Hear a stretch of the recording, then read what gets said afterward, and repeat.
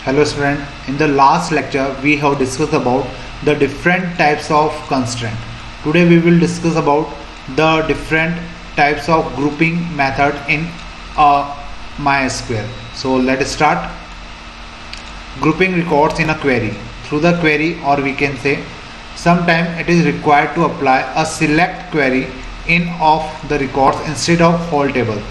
Actual में क्या होता है कि हम लोगों ने अलग अलग ग्रुपिंग, हमने ग्रुप क्लॉज भी पढ़ा था।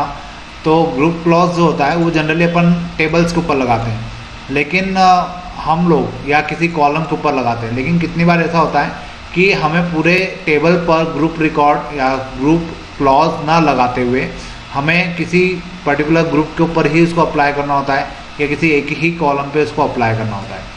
तो इसी बारे में हम लोग अब आज डिस्कशन करने वाले हैं। तो you can group records by using group by column clause with select command. हम लोग क्या कर सकते हैं, अगर हम किसी एक कॉलम को ही ग्रुपिंग करना चाहते हैं तो हम लोग क्या कर सकते हैं, ग्रुप बाय जो क्लॉज होता है उसको अप्लाई करेंगे एक कॉलम के ऊपर, और उसके लिए हम लोग सिलेक्ट कमांड का यूज़ करेंगे। A group column is chosen with which have non distinct repeating values like city, job and etcetera.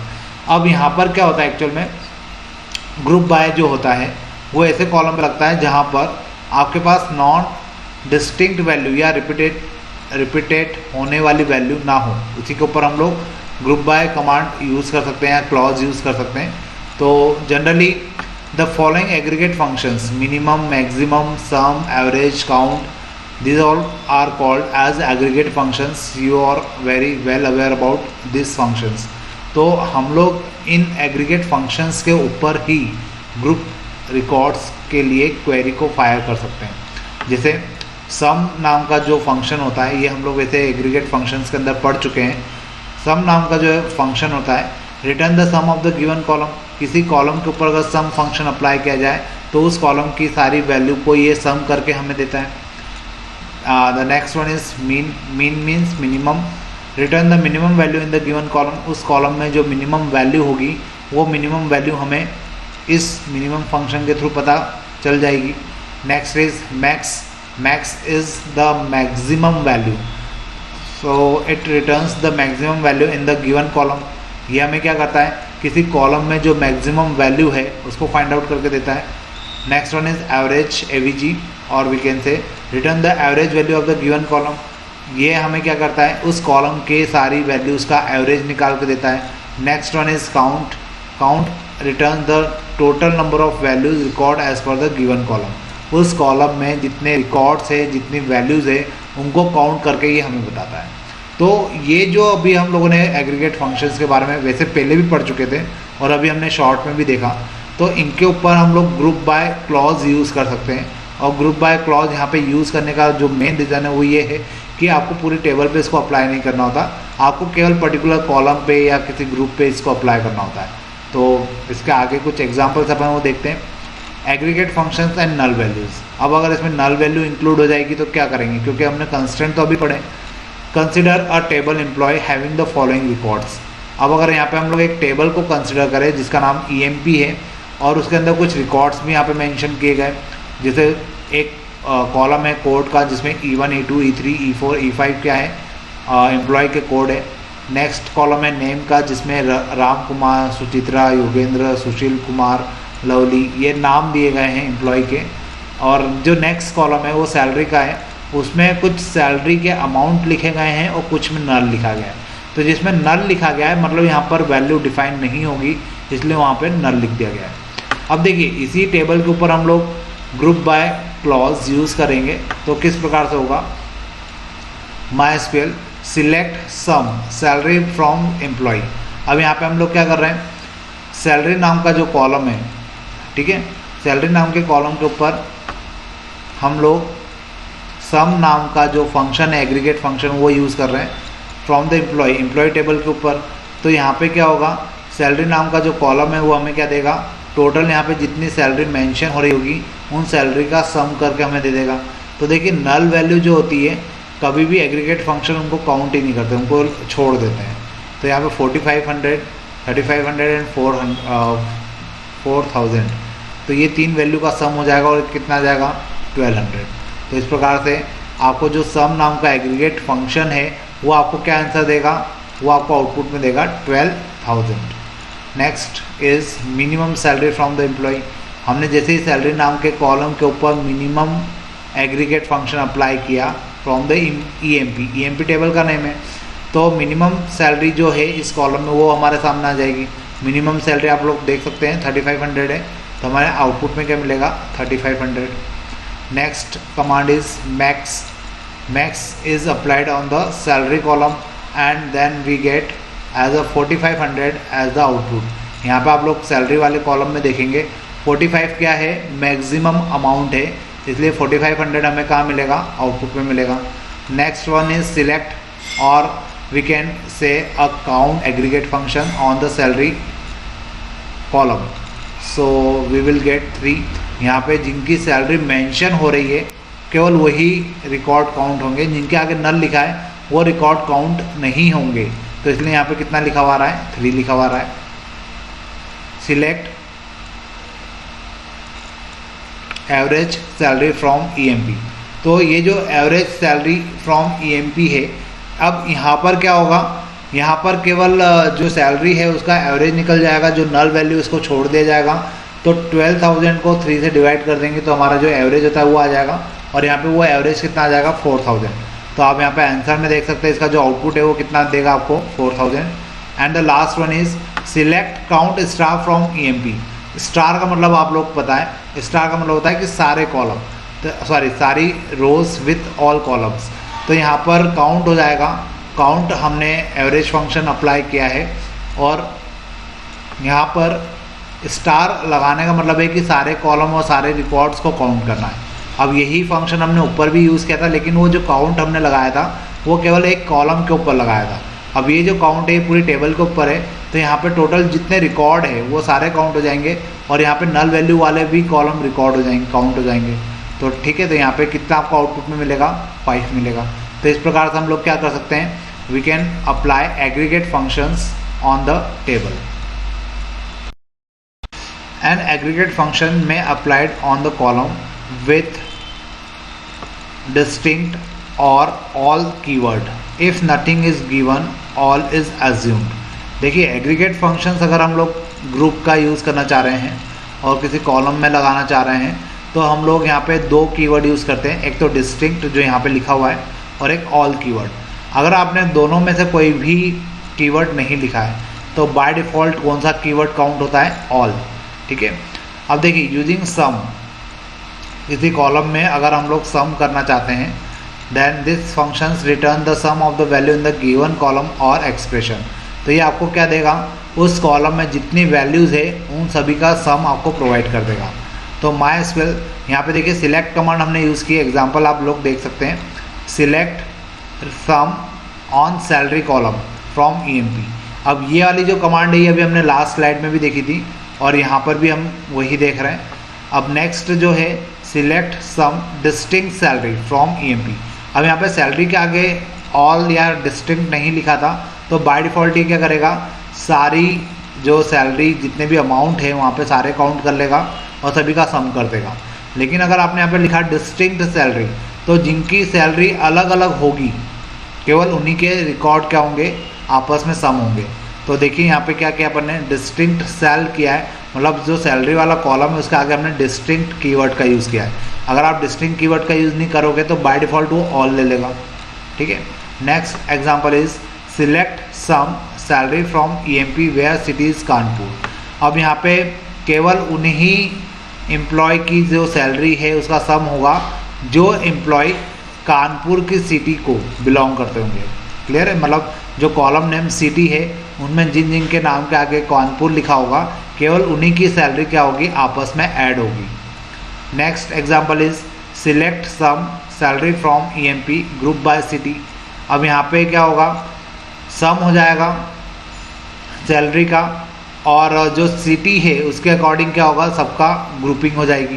Clear है। Next is select job. अब यहाँ पे जॉब वाला कॉलम आप लोग देख पाएंगे, सैलरी का सम हो जाएगा और ग्रुप बाय होगा जॉब के अकॉर्डिंग। तो यहाँ पे हम लोग ग्रुप बाय जो क्लॉज है वो भी यूज़ कर रहे हैं, और उसी के अकॉर्डिंग हमारे आउटपुट भी हमें मिल जाएंगे। अब ये तो अभी हमने देखा सम का। अब वैसे ही अपन देखते हैं मिनिमम वैल्यू फाइंड आउट करने के लिए, और मिनिमम फंक्शन भी हम किस पे अप्लाई करेंगे, कॉलम के ऊपर ही अप्लाई करेंगे। This function return the minimum value in the given column. अब फर्स्ट एग्जांपल देखिए, ये एग्जांपल हमने लास्ट स्लाइड में भी देखा था। Select minimum salary from EMP. EMP एक टेबल है, उसमें से मिनिमम सैलरी को क्या करना, फाइंड आउट करना। ये काम कौन कर रहा है, सिलेक्ट कमांड के थ्रू हम लोग कर रहे हैं। अब इसी को हम लोग किस प्रकार से और एक्सप्लेन कर सकते हैं, तो वो देखिए आगे लिखा हुआ है, select minimum salary from EMP group by city. अब यहाँ पे क्या होगा, जो मिनिमम सैलरी है वो हमें पता चल जाएगी, और जो टेबल है या जो आउटपुट है वो हमें किस। फर्स्ट एग्जांपल हम लोग लास्ट स्लाइड में देख चुके हैं। सेकंड जो एग्जांपल है उसमें आप लोग देख सकते हैं कि यहाँ पे जो मिनिमम सैलरी है वो क्या हो जाएगी, काउंट होगी। मतलब जो मिनिमम फंक्शन है वो हमने सैलरी वाले कॉलम के ऊपर अप्लाई किया हुआ है, और जो सिटी के बेसिस पर आपका जो एम्प्लॉय टेबल है, जो आउटपुट होगा वो क्या हो जाएगा, ग्रुपिंग हो जाएगी उसकी। Next example is select job minimum salary from EMP group by job. अब यहाँ पर क्या होगा कि जो मिनिमम सैलरी वो अभी भी हमने किस पे अप्लाई कर रखी है, सैलरी वाले कॉलम के ऊपर ही अप्लाई किया हुआ है, और यहाँ पर भी ग्रुपिंग होगी लेकिन जॉब के बेसिस पर होगी, और एक कॉलम आपका किसका आएगा, जॉब का आएगा।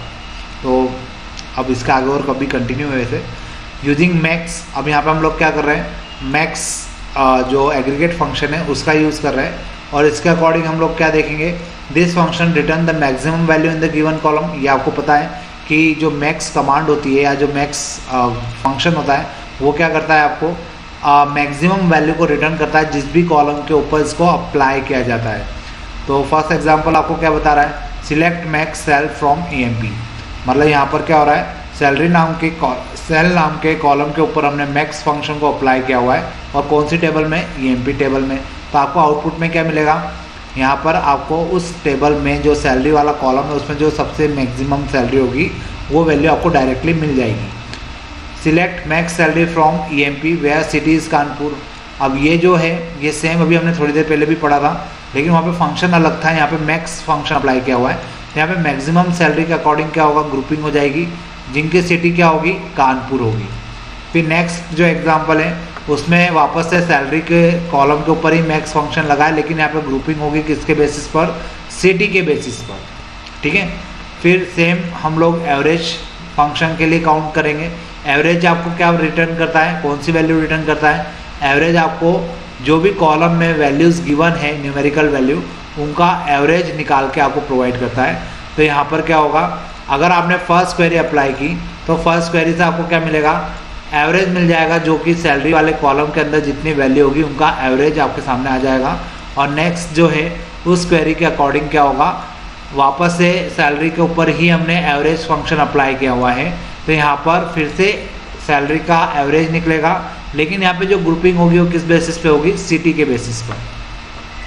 लास्ट जो एग्रीगेट फंक्शन का टाइप होता है वो होता है count. This function return the number of rose in the given column.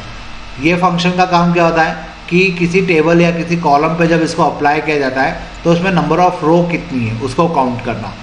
तो फर्स्ट कमांड जो है select count star from EMP. Select star from EMP जो कमांड है वो क्या कर रही है, वो आपको ये बता रही है कि उस ईएमपी नाम की टेबल के अंदर कितने कॉलम हैं, सॉरी कितनी रोज है उसको काउंट करके बता रही है। और जो सेकंड है select column count salary from EMP group by city. अब यहाँ पे जो काउंटिंग होगी वो सैलरी के बेसिस पर होगी, लेकिन जो ग्रुपिंग होगी वो सिटी के बेसिस पर होगी। Next one is select count star sum salary from EMP group by job.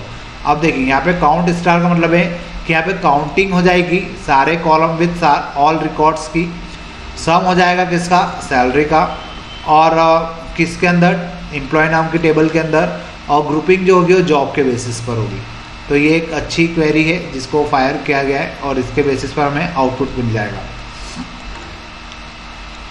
अब कुछ और भी हमारे पास एग्जांपल्स है।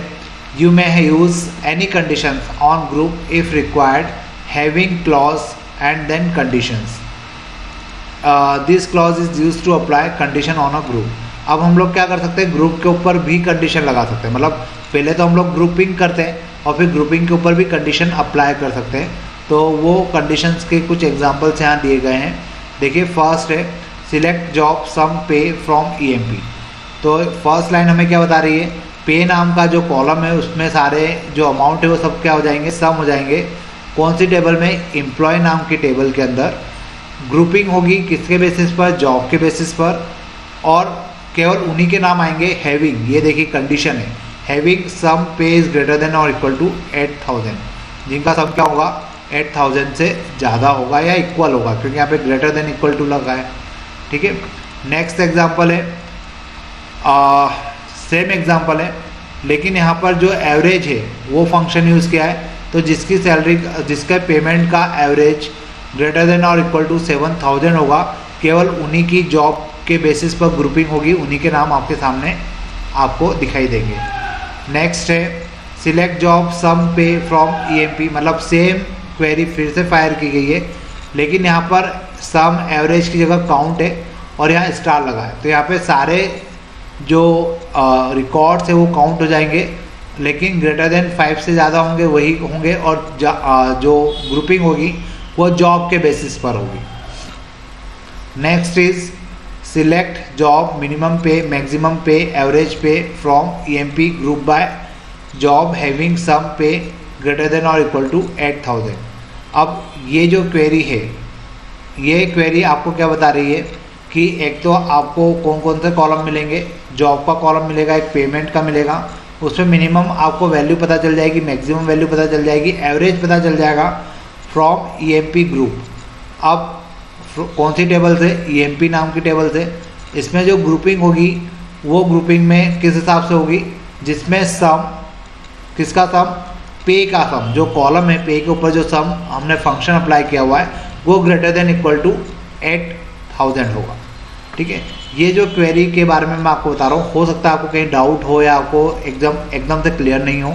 तो ये जो क्वेरीज है, ये क्वेरीज हम जनरली जब फायर करते हैं सिस्टम के ऊपर इनको चला के देखते हैं तो हम लोग इसको इजीली समझ पाते हैं।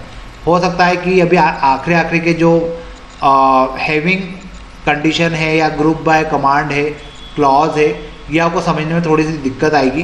तो अपन जब भी प्रैक्टिकल करेंगे इन चीज़ों का, मैं आपको उस समय ये अच्छे से बताऊंगा, वापस से एक बार और रिवाइज करवाऊंगा आपको कि किस प्रकार से ये हम क्वेरी फायर कर रहे हैं तो हमें किस प्रकार का आउटपुट मिल रहा है। क्योंकि अभी जब तक आउटपुट आप लोग देखेंगे नहीं तब तक आप लोग जज ही नहीं कर पाएंगे कि ग्रुपिंग किस बेसिस पर हो रही है या ग्रुप बाय में हमें आउटपुट में क्या मिल रहा है। तो अपन प्रैक्टिकल करेंगे इनके ऊपर तो आप लोग बहुत इजीली इन बातों को समझ पाएंगे। लास्ट है हमारे पास select job sum pay from EMP where city is Dehradun group by job having count star greater than और इक्वल टू 5। यहाँ पर भी सेम ऐसी ही कुछ कमांड है जहाँ पे हम लोग क्या कर रहे हैं, काउंटिंग कर रहे हैं। काउंटिंग कैसी, सारे रिकॉर्ड्स की, सारे कॉलम्स की ग्रेटर देन इक्वल टू 5 हो, और जो ग्रुपिंग होगी वो किसके बेसिस पर होगी, जॉब के बेसिस पर, और जॉब वाला कॉलम भी आपको दिखाई देगा। और जो सम है, मतलब सम फंक्शन है, वो हमने किसके ऊपर अप्लाई किया हुआ है, पे नाम के कॉलम के ऊपर। कौन सी टेबल में, EMP में। और नाम केवल उन्हीं के आएंगे जिनकी सिटी क्या होगी, देहरादून होगी। ये कंडीशन हो गई। वेयर के बाद हम लोग क्या लिखते हैं, कंडीशन लिखते हैं। Where clause work in the respect of whole table but having works on group only. जो वेयर क्लॉज होता है वो केवल पूरी टेबल के ऊपर वर्क करता है, जबकि जो हैविंग क्लॉज होता है वो केवल ग्रुपिंग जो हम लोग यूज़ कर रहे हैं उसके ऊपर काम करता है। If where and having both are use then where will be executed first. अगर आप किसी क्वेरी में वेयर और हैविंग दोनों को यूज़ कर रहे हैं तो सबसे पहले कौन सा क्लॉज एग्जीक्यूट होगा, वेयर क्लॉज। ये आपको पता होना चाहिए, दोनों में डिफरेंस कभी कभार पूछ लिया जाता है। तो मैं भी मानता हूँ कि थोड़ा सा टिपिकल लगेगा आपको ये समझना, क्योंकि मैंने ये क्वेरी सारी फायर की हुई है, मैंने ये सारी क्वेरी को रन किया हुआ है, तो मैं इजीली समझ सकता हूँ कि कहाँ पे क्या आउटपुट आएगा। लेकिन अभी आप लोगों ने कभी इन क्वेरी को फायर नहीं किया है, आपने इनको कभी रन करके नहीं देखा है, तो ये आखिरी की जो 2 स्लाइड अभी हमने पढ़ी, ये हो सकता है थोड़ा सा आपको मुश्किल पड़े समझने के लिए। लेकिन हाँ, आप एक बार इनको पढ़िए, सुनिए ज़रूर। आप इनको याद नहीं कर पा रहे, कोई बात नहीं, जब हम लोग इनको प्रैक्टिकली करके देखेंगे और आपने उस समय तक अगर इसको एक बार भी पढ़ रखा होगा या सुन रखा होगा तो आपको ये क्वेरी फायर करना इजी भी लगेगा और उस समय आपको इजीली समझ में भी आ जाएगा कि क्वेरी किस प्रकार से फायर की गई है या किस प्रकार से रन की गई है। तो मैं नहीं चाहता कि आप लोगों को कुछ कन्फ्यूज़न हो, इसलिए मैं आपको ये अभी फ़िलहाल लास्ट की 2 स्लाइड याद करने के लिए नहीं बोलूँगा, लेकिन हाँ इनको एक बार सुनिए ज़रूर, एक बार समझने की कोशिश ज़रूर कीजिए ताकि जब भी हम लोग प्रैक्टिकल करें तो आपको ईजिली समझ में आ जाए। ठीक है, तो नेक्स्ट टाइम अपन पढ़ेंगे displaying data from the multiple tables using the join. तो ये एक नया टॉपिक है और नई चीज़ है, इसके बारे में हम लोग नेक्स्ट लेक्चर में बात करेंगे। Displaying data from the multiple tables using the join query. Sometimes it is required to access the information from 2 or more tables, which requires the joining of the 2 or more tables. Such query is called the join query. देखिए, जब भी हम लोग data access करना चाहते हैं database से तो हमें क्वेरी फायर करना पड़ती है। अब क्वेरी फायर करने के लिए हमारे पास एक डेटाबेस होना चाहिए और डेटाबेस में आपको पता है कि मल्टीपल टेबल्स होती है। तो जब हम लोग मल्टीपल टेबल से डेटा को एक्सेस करना चाहते हैं तो हमें वहाँ पे टेबल्स को क्या करना होता है, ज्वाइन करना होता है। और उन ज्वाइंट टेबल से हम लोग जब डेटा एक्सेस करते हैं तो हमें ज्वाइन क्वेरी को अप्लाई करना होता है या फायर करना होता है जिससे हम लोग डेटा को एक्सेस कर पाए। इसी को हम लोग ज्वाइन क्वेरी के नाम से जानते हैं। अब MySQL जो होता है वो इन्हीं क्वेरी के बेसिस पर ज्वाइन क्वेरी को ही उसने 4 कैटेगरी पे रखा हुआ है, जिसे हम लोग cross join, first one is cross join और we can say Cartesian product, इसको हम लोग क्रॉस ज्वाइन भी बोलते हैं या कार्टिजन प्रोडक्ट भी बोलते हैं। क्रॉस ज्वाइन जो है वो टेक्निकल नाम है और कार्टिजन प्रोडक्ट जो होता है वो मैथमेटिकल इसका नाम होता है, वो अपन अभी आगे डिस्कस करेंगे। फिर next one is equi join, third one is non equi join and last one is natural join. तो ये 4 मेजर कैटेगरी है ज्वाइन क्वेरी की जिसका हम लोग यूज़ करते हैं टेबल्स के ऊपर। और टेबल्स के ऊपर भी कब यूज़ करते हैं, जब हमें मल्टीपल टेबल से एक सिंगल आउटपुट चाहिए होता है तो हम लोग ज्वाइन क्वेरी का यूज़ करते हैं। तो अपन 1 बाय 1 इन सारी क्वेरीज को देखते हैं। सबसे पहले हम लोग देखेंगे क्रॉस ज्वाइन और we can say mathematical principle method और इंडक्शन मेथड भी कहा जाता है। अब ये जो क्वेरी होती है, अगर मैं इसको मैथमेटिकली आपको एक्सप्लेन करना चाहूँ, मुझे पता है आप लोगों की ब्रांच नहीं है मैथ्स, लेकिन फिर भी थोड़ा बहुत बेसिक मैथ्स आपको शायद पता हो, आपने 10th क्लास वगैरह में पढ़ा होगा शायद, तो या 11th में पढ़ा हो शायद, तो वहाँ पर आपने कभी पढ़ा होगा 2 सेट यहाँ पे हमने लिए हुए हैं। एक सेट है A और एक सेट का नाम है B। A के अंदर एलिमेंट है A, B और B के अंदर है 1, 2। अब जब क्रॉस प्रोडक्ट निकाला जाता है या क्रॉस ज्वाइन निकाला जाता है, या मैं कहूँ कि इसमें जब कार्टिजन प्रोडक्ट निकाला जाता है तो A और B के बीच में क्या लिखा जाता है, क्रॉस लिखा जाता है और A के सारे एलिमेंट B के सारे एलिमेंट के साथ पेयर बनाते हैं। जैसे यहाँ पे A सेट के अंदर स्मॉल a एलिमेंट है और ये जो स्मॉल a है ये B के एलिमेंट 1 और 2 के साथ क्या बनाएगा, पेयर बनाएगा। तो आप A क्रॉस B के अंदर देख सकते हैं A,1 और A,2 आपको दिख रहा है। अब उसके बाद B जो है स्मॉल b, वो B सेट के एलिमेंट 1 और 2 के साथ क्या बनाएगा, वो अपने पेयर बनाएगा। तो यहाँ पे आपको क्या दिखेगा, B,1 और B,2। तो इस प्रकार से कार्टेशियन प्रोडक्ट होता है, मतलब एक सेट के एलिमेंट दूसरे सेट के एलिमेंट के साथ हर एक सिंगल इंडिविजुअल एलिमेंट दूसरे सेट के इंडिविजुअल एलिमेंट के साथ क्या करते हैं, पेयरिंग करते हैं। इसी को हम लोग क्या बोलते हैं, कार्टेशियन प्रोडक्ट बोलते हैं या क्रॉस ज्वाइन बोलते हैं। Similarly we may compute cross join or 2 tables by joining the each record of first table with each record of the second table। इसी प्रकार से हम लोग 2 टेबल को क्या करते हैं, ज्वाइन कर पाते हैं। जैसे हमारे पास एक टेबल है जिसका नाम R है और एक टेबल है S जिसका नाम S है ऑब्वियस। अब इन 2 टेबल के बीच में मुझे क्या करना है, क्रॉस ज्वाइन करना है, मतलब कार्टेशियन प्रोडक्ट करना है। तो ऑब्वियस है कि दोनों टेबल के जो फील्ड है मतलब ABC और CXY वो क्रॉस ज्वाइन के अंदर एज इट इज आएगी। मतलब R टेबल के अंदर 3 कॉलम है और S टेबल के अंदर 3 कॉलम है, टोटल 6 कॉलम हो गए। तो R क्रॉस टेबल के अंदर भी कितने कॉलम आएंगे, 6 कॉलम आएंगे। अब R टेबल की जो फर्स्ट रो है वो S टेबल की तीनों रो के साथ मल्टीप्लाई होगी। मल्टीप्लाई होने का मतलब होता है कि उसकी पेयरिंग तीनों रोज के साथ होगी। तो देखिए अगर आप यहाँ पे ध्यान से, तो PQS का SQR के साथ यहाँ पे ज्वाइन हो गया, PQS का TNM के साथ हो गया, PQS का OPS के साथ हो गया। अब सिमिलरली जो R टेबल की सेकंड रो है वो S टेबल की तीनों रो के साथ ज्वाइन होगी तो MNT SQR, MNT TNM, MNT OPS। और इसी प्रकार से यहाँ पे क्या मिलेगी हमें और भी टेबल्स या और भी रोज़ मिलेगी। और यहाँ पर टोटल कितनी रोज़ होगी 12, क्योंकि R टेबल के अंदर 4 रो है और चारों रो S टेबल की बाकी की 3 रो के साथ क्या बनाएगी पेयर। तो यहाँ पे टोटल कितना हो जाएगा 12 रोज़ आपको मिलेगी और टोटल 6 कॉलम आपको मिलेंगे, क्योंकि R के अंदर कितने कॉलम है 3 और S के अंदर वापस से कितने कॉलम है 3 कॉलम है। तो इस प्रकार से हमें यहाँ पर नेचुरल जॉइन क्रॉस जॉइन हमें मिलेगा।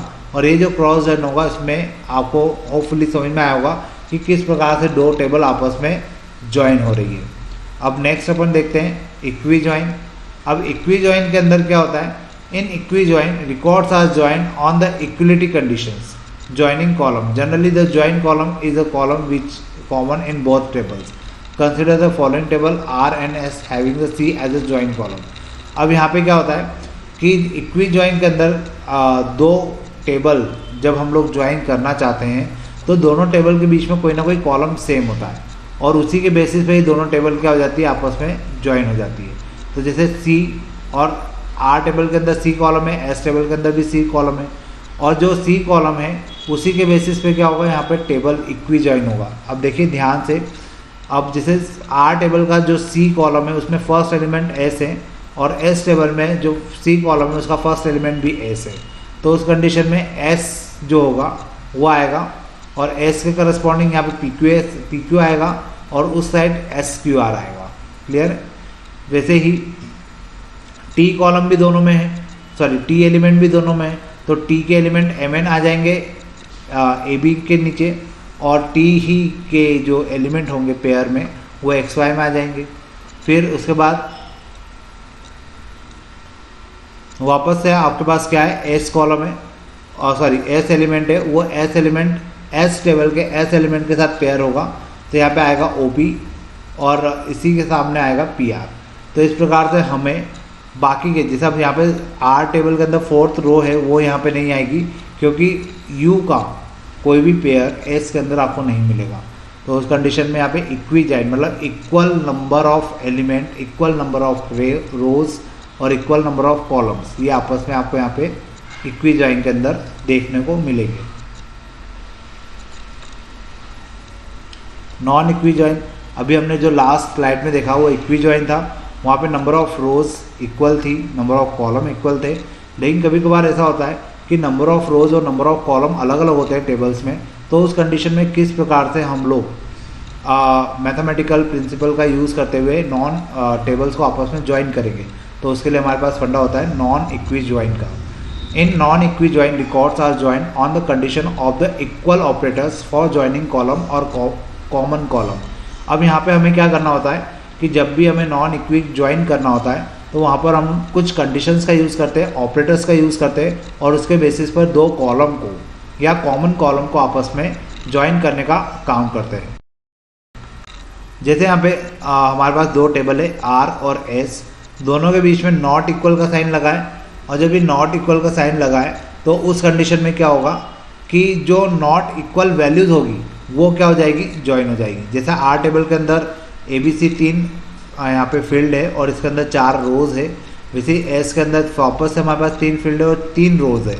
अब यहाँ पे नॉट इक्वल का बीच में क्या है, कंडीशन लगी हुई है, तो उस कंडीशन में क्या होगा, जैसे S is not equal to T and O, तो S की जो पेयरिंग होगी वो T और O के साथ होगी।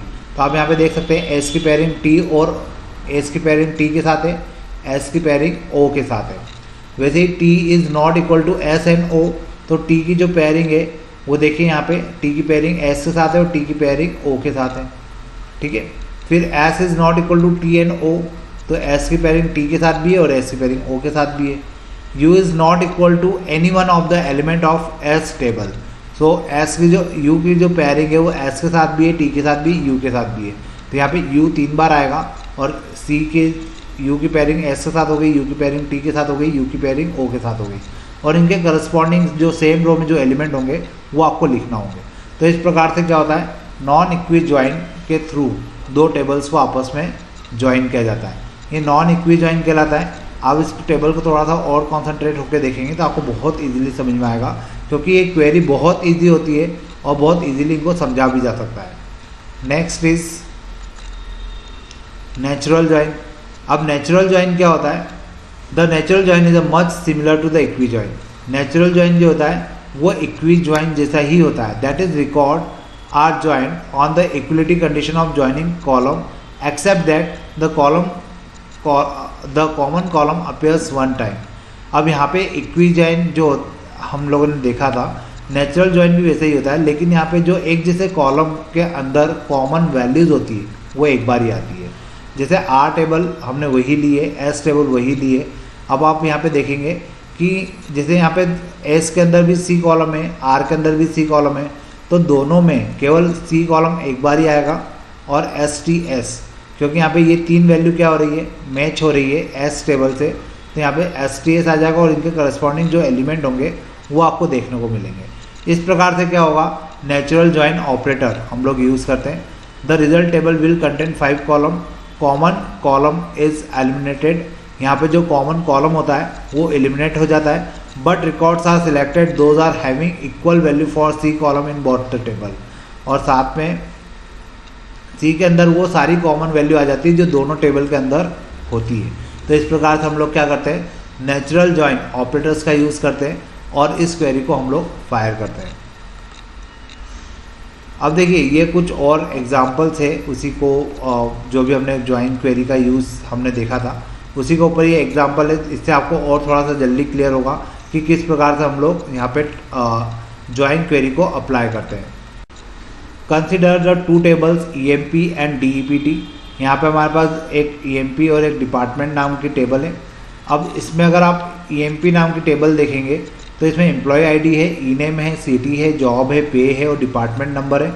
डिपार्टमेंट नंबर जो है वो फॉरेन की है और जो प्राइमरी की है वो एम्प्लॉय आईडी है। अब ये E1, E2, E3, E4, E4, E5, E6 ये सब क्या है, हमारे पास एम्प्लॉय है, उनके आईडी है। डिपार्टमेंट नंबर यहाँ पे इस पर्टिकुलर नीचे एक और टेबल है जो कि डिपार्टमेंट नाम की ही टेबल है और यहाँ पे डिपार्टमेंट नंबर क्या है, प्राइमरी की है, जबकि इस टेबल के अंदर डिपार्टमेंट नंबर क्या है, फॉरेन की है। तो इस प्रकार से हमने दो टेबल बना रखी है और suppose we want to complete detail of the employees with their department name and location. This query require the join of both the tables. अब मुझे यहाँ पे किसी ऐसे एम्प्लॉय का नाम चाहिए जिसका नाम भी आ जाए, डिपार्टमेंट भी आ जाए और लोकेशन भी आ जाए। तो देखिए नाम तो हमें कहाँ से मिल जाएगा, ऊपर वाले टेबल से, ठीक है, और उसका हमें डिपार्टमेंट का नाम भी कहाँ से मिल जाएगा, डिपार्टमेंट नंबर यहाँ पे दिया हुआ है। और ये टेबल के साथ साथ हमें लोकेशन दूसरी टेबल से मिल पाएगी क्योंकि डिपार्टमेंट नंबर यहाँ से उसका कंपेयर होगा ऊपर वाले टेबल के साथ। और इस प्रकार से दो टेबल के कॉम्बिनेशन से हमें क्या मिलेगा, किसी भी एम्प्लॉय का डिपार्टमेंट नेम और उसकी लोकेशन। तो इस प्रकार से यहाँ पे दो टेबल को ज्वाइन करने की ज़रूरत पड़ेगी और इसी कारण से हम लोग यहाँ पे क्या यूज़ करेंगे, ज्वाइन क्वेरी यूज़ करेंगे। Now the question is how to join. MySQL offer different ways of which you may join the two or more tables. Method 1 using multiple table with from clause. अब यहाँ पे हमारे पास एक question दिमाग में rise होता है कि दो टेबल को हम लोग ज्वाइन करके क्वेरी कैसे फायर करेंगे। तो MySQL हमें इसके लिए अलग अलग तरीके प्रोवाइड करता है जिसके थ्रू हम लोग क्या कर सकते हैं, ज्वाइन ऑपरेशन परफॉर्म कर सकते हैं। जो फर्स्ट मेथड है using the multiple table with from clause, यहाँ पे हम लोग क्या करेंगे, मल्टीपल टेबल्स को जो फर्स्ट मेथड है उसके अकॉर्डिंग जो मल्टीपल टेबल है जिनको हम लोग ज्वाइन करना चाहते हैं वहाँ पे हम लोग फ्रॉम क्लॉज का यूज़ करेंगे और फ्रॉम क्लॉज का यूज़ करके दो टेबल को ज्वाइन कर लेंगे। The simplest way to implement join operation is the use of multiple table with from clause followed by with joining condition in where clause. और यहाँ पे हम लोग फ्रॉम क्लॉज का तो यूज़ करते ही है, साथ में वेयर क्लॉज का यूज़ करके कंडीशन भी दे देते हैं। देखिए जैसे एग्जांपल दिया हुआ है, select star from EMP comma department. यहाँ पे हम लोग क्या करेंगे, स्टार का मतलब मैंने आपको बताया था कि सारी रोज़ यहाँ पे इंक्लूड हो जाती है। All rows from the employee नाम की टेबल एंड डिपार्टमेंट नाम की जो टेबल है वहाँ से सारी रो आ जाए, लेकिन कंडीशन क्या है कि एम्प्लॉय नाम की जो एम्प्लॉय नाम जो है EMP वो क्या होना चाहिए, डिपार्टमेंट नंबर के साथ आना चाहिए। डिपार्टमेंट जो है मतलब एम्प्लॉय, ये जो हम लोग यहाँ से डिपार्टमेंट नंबर ले रहे हैं वो कौन सी टेबल का होना चाहिए, एम्प्लॉय नंबर का, एम्प्लॉय टेबल का। और डिपार्टमेंट नंबर जो है वो डिपार्टमेंट टेबल का होना चाहिए। ये दोनों वैल्यू जहाँ जहाँ इक्वल होगी वहाँ से क्या होगा, एम्प्लॉय और उसके जो डिपार्टमेंट है वो हमारे सामने आ जाए। If common columns are different spelled then no need to use qualified name. और अगर यहाँ पर हमारे पास अलग अलग नाम हो तो हमें अलग अलग इनके नाम देने की ज़रूरत नहीं है, डॉट लगा के इसको एक्सप्लेन करने की ज़रूरत नहीं है। यहाँ पे हम लोग डायरेक्टली भी क्या कर सकते हैं, मतलब वैल्यू को कॉल कर सकते हैं। अब दूसरी जो मेथड होती है उसमें हम लोग ज्वाइन कीवर्ड का यूज़ करते हैं। ये जो मेथड थी ये तो डायरेक्ट था, लेकिन एक्चुअल में जो ज्वाइन कीवर्ड होता है उसको यूज़ करके भी हम लोग क्या कर सकते हैं, डेटा कॉल कर सकते हैं। MySQL offers join keyword which can be used in implement all types of the join operations। यहाँ पे हम लोग join keyword का यूज़ करते हैं और join keyword का यूज़ कर कर हम लोग क्या कर सकते हैं, query fire कर सकते हैं।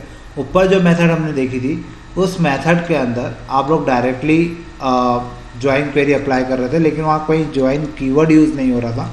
लेकिन अब हम लोग join keyword का यूज़ करेंगे। Select star from EMP join department। अब देखिए EMP नाम की टेबल है, DEPT नाम की टेबल है और ये दोनों टेबल क्या हो जाएगी, ज्वाइन हो जाएगी। अब किस मैटर पे होगी और कंडीशंस क्या होगी, तो EMP डॉट डिपार्टमेंट नंबर जो है EMP नाम की टेबल का कॉलम है और DEPT नंबर ये भी क्या है, कॉलम है, किसके लिए, डिपार्टमेंट टेबल का। जहाँ जहाँ ये दोनों वैल्यू सेम होगी वहाँ पे क्या होगा, ज्वाइन मतलब टेबल ज्वाइन होकर हमें आउटपुट मिल जाएगा। तो इस प्रकार से हम लोग क्या कर सकते हैं, ज्वाइन क्वेरी या कीवर्ड का यूज़ कर कर मल्टीपल टेबल से सिंगल वैल्यू को फाइंड आउट कर सकते हैं। Now using multiple table with from clause. अब मल्टीपल टेबल्स का अगर हम लोग यूज़ करना चाहते हैं और उसमें फ्रॉम क्लॉज का यूज़ कर कर डेटा को एक्सट्रैक्ट करना चाहते हैं, the general syntax of the joining table. अगर आपको टेबल्स को ज्वाइन करना है तो उसका सिंटेक्स यहाँ पे मेंशन किया गया है। Select list of column. यहाँ पे सबसे पहले हमें क्या लिखना होंगे, सारे कॉलम के नाम लिखना होंगे फ्रॉम टेबल 1 और फिर वो जो कॉलम जिस टेबल से लिए गए हैं उन टेबल्स के यहाँ पे नाम आएंगे। वेयर, उसके बाद हमें कंडीशन देना होगी। ऑर्डर बाय या ग्रुप बाय ये ऑप्शनल है, आप लोग लगाना चाहें तो लगाएं, अदरवाइज नहीं भी लगाएंगे तब भी आपका आंसर आ जाएगा।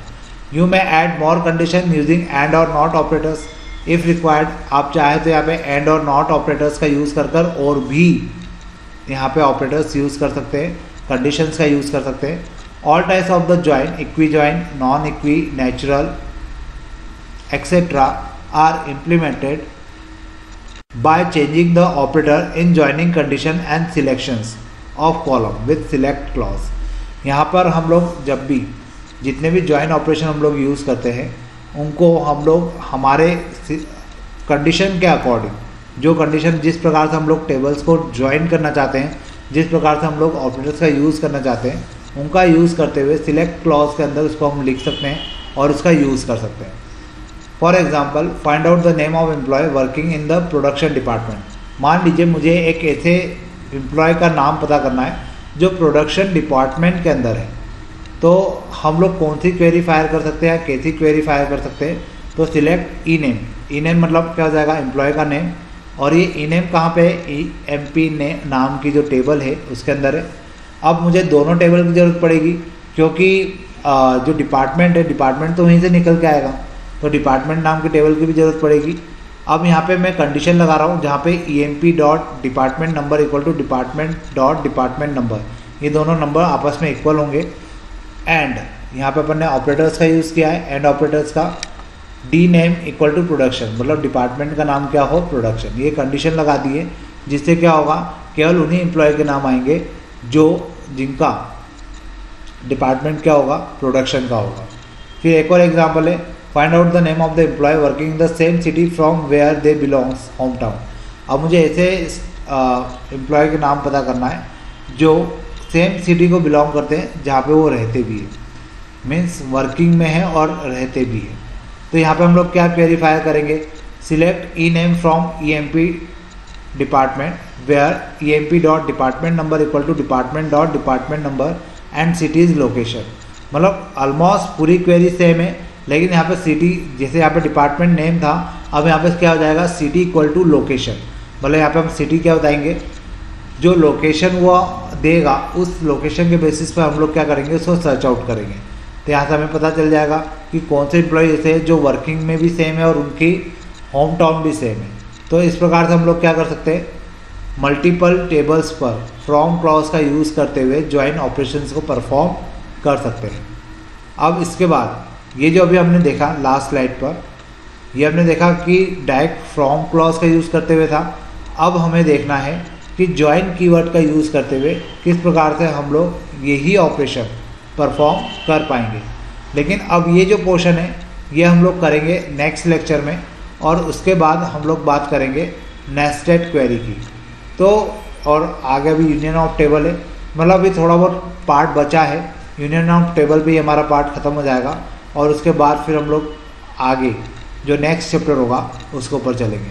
तो ये क्वेरी वाला पार्ट थोड़ा सा एडवांस क्वेरी वाला जो पार्ट है ये थोड़ा सा टिपिकल है, मैं मानता हूँ। इस कारण से जब भी हमारे क्लासेस रेगुलर लगेगी या प्रैक्टिकल होंगे, अभी आप ये थ्योरी को सुनकर समझने की कोशिश करिए। नहीं समझ में आता है तो लोड लेने की ज़रूरत नहीं है, ये प्रैक्टिकल्स होंगे तो मैं आपको एक बार वापस से इनको समझाऊंगा, क्योंकि ये चीज़ें ऐसी है जो करके दिखाने लायक होती हैं और अभी ऐसे ऑनलाइन में इसको तो करके दिखा पाना थोड़ा सा मुश्किल है। तो कोशिश करिए कि आप इसको समझें, और नहीं आएगा तब भी आपको लोड लेने की ज़रूरत नहीं, ये मैं करवा दूँगा आपको जब हम लोग प्रैक्टिकल्स करेंगे। तो पर आज के लिए इतना ही रखते हैं और अब नेक्स्ट टॉपिक पे मिलेंगे अपन। तब तक के लिए थैंक यू।